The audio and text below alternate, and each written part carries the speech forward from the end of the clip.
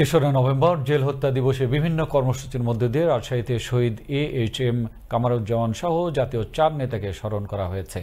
শুক্রবার আওয়ামী লীগ রাজশাহী মহানগর ও Rajshahi city corporation সহ বিভিন্ন প্রতিষ্ঠান ও সংগঠনের উদ্যোগে দিনব্যাপী বিভিন্ন কর্মসূচির মধ্যে দিয়ে দিবসটি পালন করা হয়।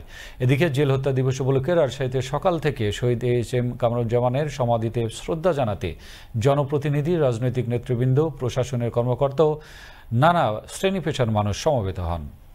এই দিনে আমাদের প্রত্যাশা এই যে আসলে বাংলাদেশের মাটিতে এই রকম ঘৃণ্য নির্মমতম নৃশংস ঘটনা যেন আর কখনো না ঘটে। নির্বাচিত জনগণের প্রতিনিধিকে কেউ যেন বিভিন্ন জায়গা থেকে এসে তাদেরকে হত্যা করে ক্ষমতার পদ বদল করতে না পারে।